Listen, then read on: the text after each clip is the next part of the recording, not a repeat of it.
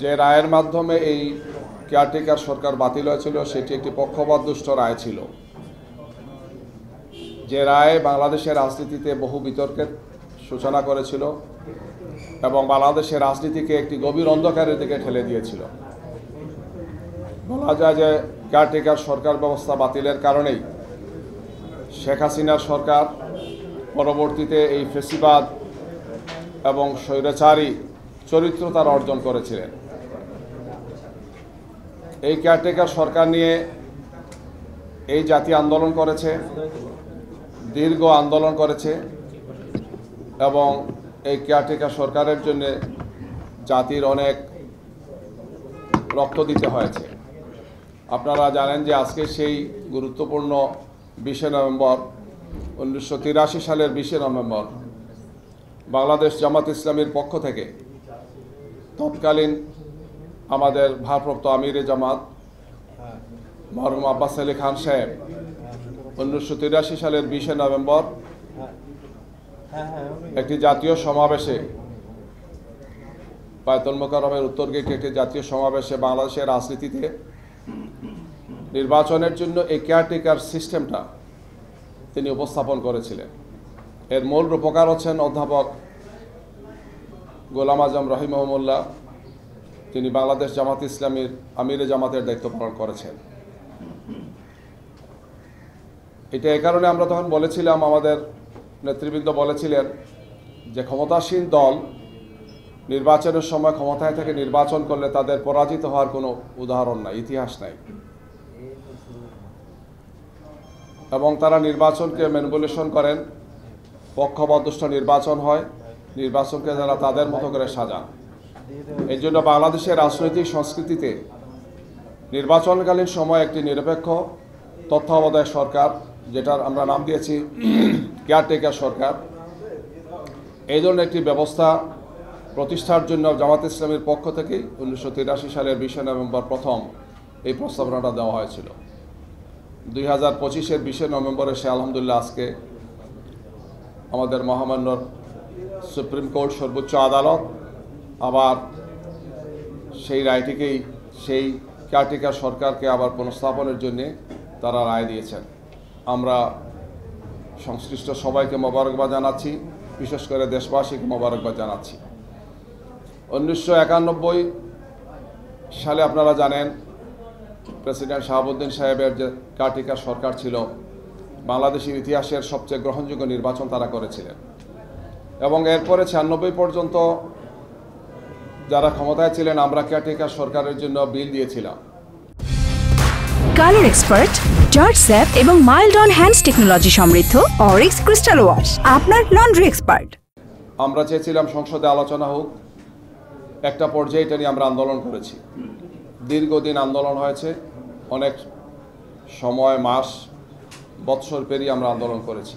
একটি সময় আসে 1996 সালে সেই কেয়ারটেকার সরকার সংবিধানে আসে এবং পরবর্তীতে 91 পরে 1996 এবং 2001 সালে এবং 2008 সালে কেয়ারটেকার সরকার অধীনে নির্বাচন হয়েছে। যদিও 2008-এর নির্বাচনটি নিয়ে কথা আছে, পক্ষপাতদুষ্ট হয়েছে, নির্বাচনে অনেকগুলো মেকানিজম করা হয়েছে, কলাকৌশল সেখানে করা হয়েছে, কিন্তু বাংলাদেশের ইতিহাসে 1991, 1996 এবং 2001 সালের নির্বাচন সবচেয়ে গ্রহণযোগ্য নির্বাচন হয়েছে। জাতীয়ভাবে এবং আন্তর্জাতিক মানদণ্ডে এই তিনটি নির্বাচন বাংলাদেশের মানুষের প্রত্যাশার, বলা যায় যে সবচেয়ে চমৎকার আকাঙ্ক্ষা সেখানে পূরণ করতে পেরেছেন, গ্রহণযোগ্যতা পেয়েছিল কি। এই কেয়ারটেকার সরকার, হাসিনা সরকার ক্ষমতায় আসার পরে তারা বাতিল করেছেন এবং এরপরে যে তিনটি নির্বাচন হয়েছে 2014, 2018 এবং 2024-এর যে তিনটি নির্বাচন, বাংলাদেশের ইতিহাসের সবচেয়ে কলঙ্কিত তিনটি নির্বাচন। একটি নির্বাচন 2014 সালে যেখানে বিনা ভোটেই অর্ধেকের চেয়ে বেশি 154 জনের মতো সংসদ সদস্য পাশ করেছেন, ভোটাররা সেখানে ভোট দিতে যান নাই। 2018 সালে আরেকটি নির্বাচন হয়েছে, যে নির্বাচনে জনগণ ভোট দিতে পারেন নাই, আগের দিন রাতের বেলায় সেই ভোটটা দেওয়া হয়েছে, যেটাকে আমরা রাতের ভোট বলেছি। 2024-এ সে আরেকটি অদ্ভুত নির্বাচন হয়েছে, আওয়ামী লীগ এক পক্ষে, বিপরীত পক্ষে আওয়ামী লীগ ছিলেন, যেটাকে আমি আর ডামি নির্বাচন এদেশের মানুষ, সাংবাদিকরা বলেছেন এটা। অর্থাৎ 2014, 2018 এবং 2024-এর এই তিনটি নির্বাচন বাংলাদেশের ইতিহাসের কলঙ্কিত নির্বাচন। কেয়ারটেকার সরকার না থাকলে বা এই ধরনের একটি লেভেল প্লেইং ফিল্ড এবং নিরপেক্ষ সরকার ব্যবস্থা না থাকলে কি হতে পারে, 14, 18 এবং 24 আমাদের সামনে সেটা যার জন্য উদাহরণ।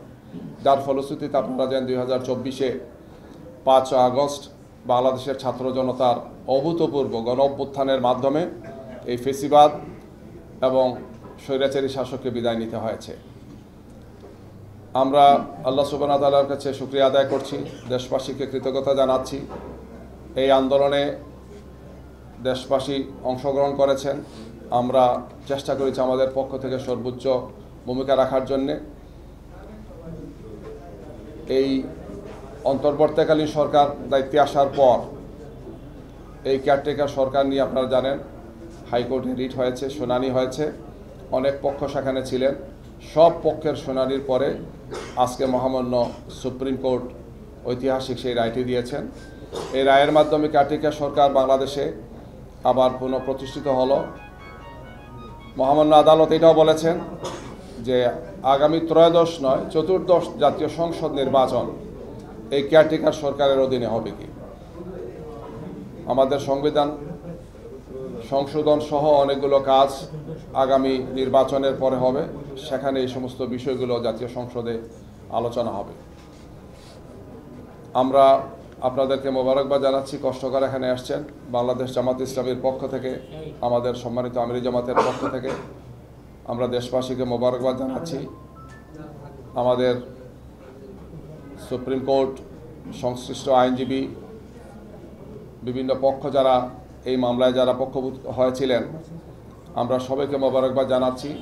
জাতির এই ক্রান্তি লগ্নে কেয়ারটেকার সরকার পুনঃপ্রতিষ্ঠা হওয়ার মাধ্যমে আমরা মনে করি যে গণতন্ত্র তার ইতিবাচক ধারায় ফিরে আসবে। বাংলাদেশের মানুষ তার ভোটাধিকার নিয়ে আর সন্দেহের মধ্যে থাকবে না। একটি সরকারের 5 বছর পূর্ণ হওয়ার পর কেয়ারটেকার সরকার প্রতিষ্ঠিত হবে এবং জনগণ ভোট দেওয়ার মতো একটি সুন্দর পরিবেশ পাবে। একটি দেশের রাজনৈতিক স্থিতিশীলতা, অর্থনৈতিক স্থিতিশীলতা, তার অগ্রগতি, তার সামগ্রিক উন্নয়নের জন্যই সরকার ব্যবস্থা, নির্বাচন ব্যবস্থা এবং বিশেষ করে কেয়ারটেকার সরকার ইতিবাচক ভূমিকা পালন করবে, এটা আমরা প্রত্যাশা ব্যক্ত করছি। গিয়ে আমরা আবার আপনাদেরকে মোবারকবাদ জানাচ্ছি, সাংবাদিক বন্ধুদেরকে, আপনারা আজকে এখানে আসছেন। আমাদের পক্ষ থেকে আপনাদেরকে আবার কৃতজ্ঞতা জানিয়ে আমাদের প্রেস উইংয়ের কার্যক্রম আমরা এখানে সমাপ্ত ঘোষণা করছি। প্রশ্ন ছিল সেটা রাজনৈতিক সংস্কৃতির পরিবর্তন